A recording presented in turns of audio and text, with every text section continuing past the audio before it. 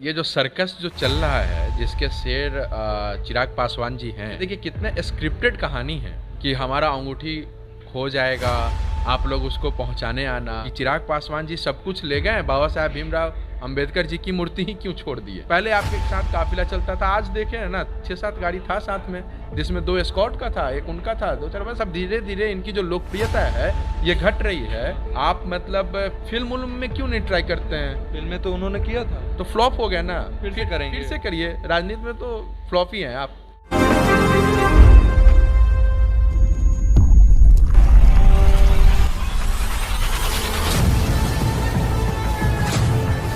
नमस्कार साथियों, बीते दिनों एक वीडियो बहुत तेजी से वायरल हो रहा है जिसमें चिराग पासवान जी की अंगूठी गिर जाती है और वो सब्जी वाले अपने परिवार के साथ बहुत ही व्यक्तित्व और व्यक्तिगत लगाव के साथ चिराग पासवान को अंगूठी लौटाने आते हैं और चिराग जी भी बहुत खुश दिखते हैं।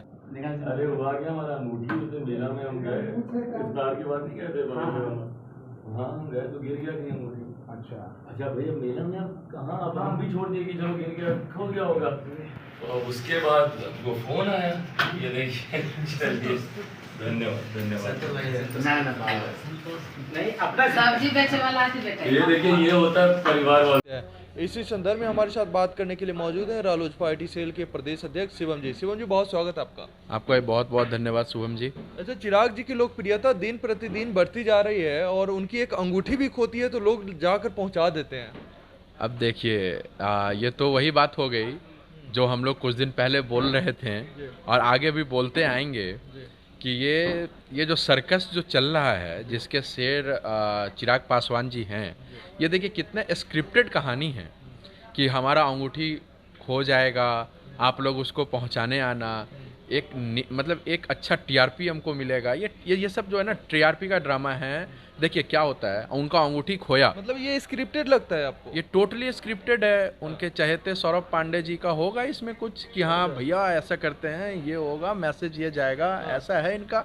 अब देखिए इतना तो हम लोग का ध्यान नहीं जाता है, आप बोल रहे हैं उस पर बोल रहे हैं। दूसरी बात ये है कि इनके कार्यकर्ता कितने होंगे, अच्छे खासे संख्या में हैं। तो जब इनसे तो ये सवाल होना चाहिए कि आपका कीमती अंगूठी जो आप लोग बोल रहे हैं कि मेरा कीमती अंगूठी भुलाया, उसको एक सब्जी वाले ने लेकर हमारे तक पहुंचा। तो अब ये बताइए, आप पर तो ये सवाल उठना चाहिए कि जब बाबा साहब भीमराव अंबेडकर जी का मूर्ति नीचे गिरा हुआ था तो क्या आपके कोई कार्यकर्ता में इतना कॉमन सेंस नहीं था कि उस मूर्ति को उठाकर और वो आप तक पहुंचाएं कि भैया आप गलती से जिसकी राजनीति आप कर रहे हैं, जिस दल की राजनीति आप कर रहे हैं, उनकी मूर्ति आप भूल आए हैं, आप इसको रखिए, इससे हमारा समाज में हमारा बदनामी होगा कि चिराग पासवान जी सब कुछ ले गए, बाबा साहब भीमराव अंबेडकर जी की मूर्ति ही क्यों छोड़ दिए। तो क्या जब वो मूर्ति नीचे धूल मिट्टी खा रही थी तब इनके पास कोई कार्यकर्ता नहीं थे कि ये मूर्ति उनके घर तक पहुंचाए? कि उनके नानी के घर का एड्रेस किन्हीं के पास नहीं था क्या? नहीं था क्या? और अंगूठी जब एक अननोन पर्सन के पास पहुंचा, एक सब्जी, ठीक है वो तो उनकी ईमानदारी कहिए, उनके पास जब पहुंचा, वो गरीब का ईमानदारी है, उनके पास जब पहुंचा वो अंगूठी पहुंच गया, बाबा साहब भीमराव अंबेडकर का मूर्ति नहीं पहुंचा। उन माननीय नरेंद्र मोदी जी के साथ स्वर्गीय रामविलास पासवान जी का जो फोटो था वो नहीं पहुंचा। देखिए ये सब जो स्क्रिप्ट है, ये आप बिहार की भोली भाले जनता को, युवाओं को ठगने का जो काम कर रहे हैं कि आप पहले आपके साथ काफिला चलता था, आज देखे है ना 6-7 गाड़ी था साथ में, जिसमें 2 एस्कॉर्ट का था, एक उनका था, 2-4 बस। अब धीरे धीरे इनकी जो लोकप्रियता है ये घट रही है। इसको कैसे हम बनाए रखें, मार्केट में हम बने रहें, इसके लिए ये अब ये सब भी अब वो वीडियो तो बहुत तेजी से वायरल हो रहा है, लोग भी सराहना कर रहे हैं इस चीज की। लोग में कौन लोग सराहना कर रहे हैं? आम लोग कमेंट में मैंने देखा। आम लोग या उनके लोग?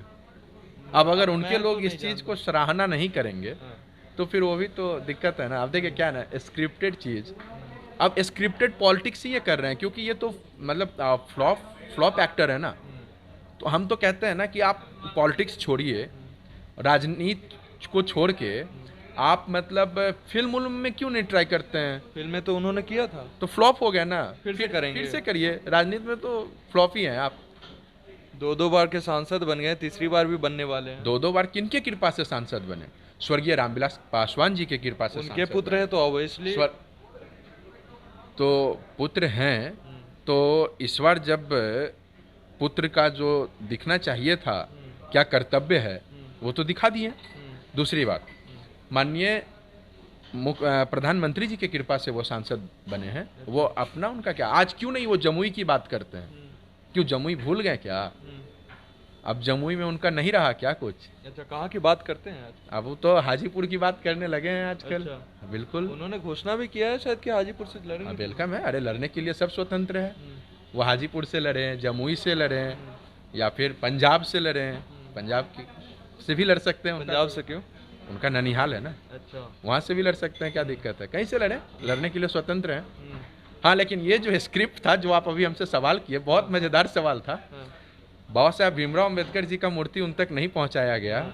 उनके कोई कार्यकर्ता को उनके नानी का घर नहीं देखा हुआ था। लेकिन ये जो अंगूठी कीमती थी ना, हम तो आपको पहले भी बोले थे कि जो कीमती सामान होगा उसको तो चिराग पासवान रख के घर लेकर जाएंगे। तो वो चीज़ देखिए ना, एक जीता जाता है एग्जाम्पल आप कल देखिए।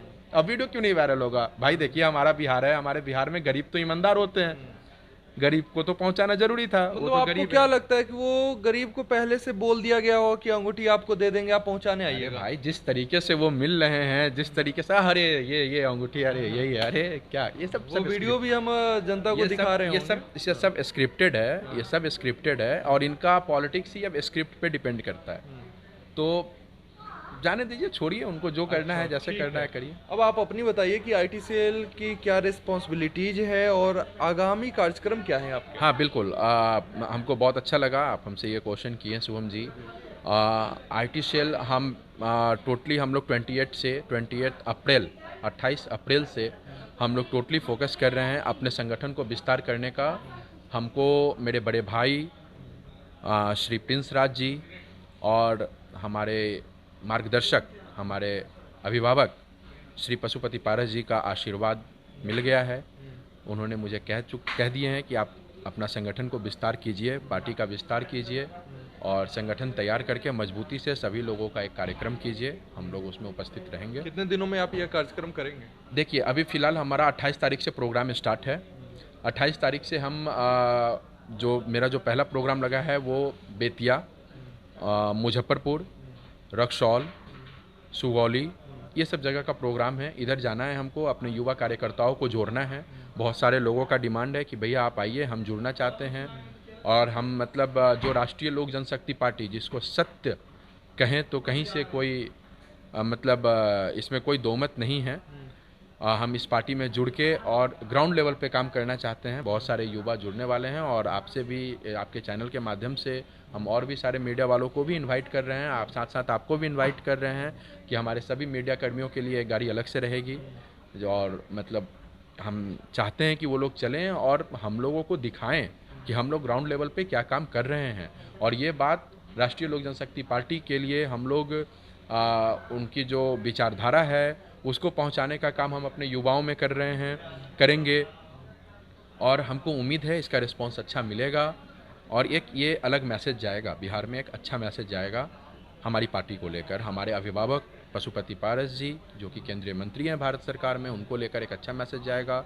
और आज के समय में युवा तुर्क अगर हमारे बड़े भाई प्रिंस राज जी, उनके लिए ये उनकी बातों को हर जगह पहुंचाने का काम हम लोग करेंगे आईटीसीएल के माध्यम से, जिसकी कार्यक्रम की शुरुआत 28 तारीख से हम लोग कर दी। अच्छा, स्वर्गीय रामविलास पासवान जी के जो मुख्य वोटर्स हैं वो इस चुनाव में, आने वाले चुनाव में 24 और 25 में किनके तरफ होंगे, या पशुपति पारस के तरफ से या फिर चिराग पासवान को, किनको वोट करेंगे? देखिए, अभी हाल में ही एक एमएलसी का चुनाव हुआ है, बिहार विधान परिषद का चुनाव हुआ है।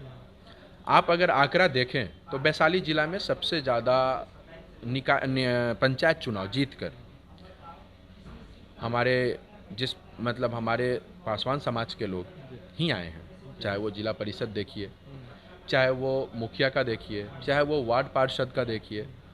और अगर उस चीज़ को अगर आप देखते हैं जिसमें चिराग पासवान जी ने खुलकर विरोध किया कि हमें सुबोध राय जी को जिताना है, आरजेडी के कैंडिडेट सुबोध राय जी को जिताना है, उनका बात नहीं मानते हुए भी हमारे जो भी एक्टिव कार्यकर्ता थे, जो जान रहे हैं कि सच में रामविलास पासवान जी के सिद्धांत को लेकर कौन आगे बढ़ रहा है, उसको सपोर्ट किए।